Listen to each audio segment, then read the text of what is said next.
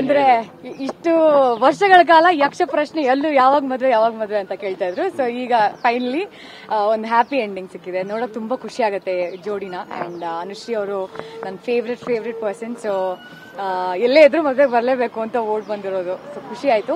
I will congratulate both of them. ಖುಷಿಯಾಗಿ ಜೀವನ ಪೂರ್ತಿ ಚೆನ್ನಾಗಿರ್ಲಿ ಅಂತ ಆಶಿಸ್ತೀನಿ. ತುಂಬಾ ಖುಷಿ ಆಯ್ತು ಬಂದು. ನಿಮ್ಮನ್ನೆಲ್ಲ ನೋಡಿ ತುಂಬಾ ಖುಷಿ ಆಯ್ತು.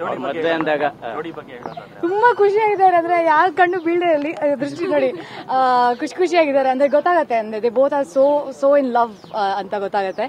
ಸೊ ಖುಷಿ ಆಗತ್ತೆ, ನೋಡಕ್ಕೆ ಖುಷಿ ಆಗತ್ತೆ.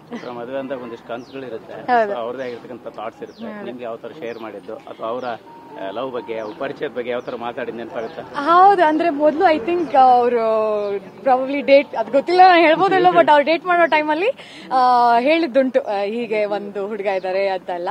So I was so excited ಅವಾಗ್ಲೇನೆ. ಇದು ಏನೋ ಅವ್ರ ಕೊನೆಗೆ ಅವ್ರ ಜರ್ನಿ ಟ್ರಾವೆಲ್ ಮಾಡಿ ಈಗ ಮದುವೆ ಆಗಿರೋದು ಇನ್ನೂ ತುಂಬಾ ಖುಷಿ. ಇನ್ನೂ ಎಷ್ಟು ಚಿಕ್ಕ ಹುಡುಗಿ, ನಾನು ಸಿನಿಮಾಗಳು ಮಾಡ್ಬೇಕು, ಆಮೇಲೆ ಮಾಡ್ತೀನಿ. ಅನುಶ್ರೀ ಅವರೆಲ್ಲ ಸಾಧನೆ ಮಾಡ್ಬಿಟ್ಟು ಮದುವೆ ಆಗ್ತಾರೆ, ನಾನು ಆತರ ಏನೋ ಒಂದು ಮಾಡ್ಬೇಕು. Thank you.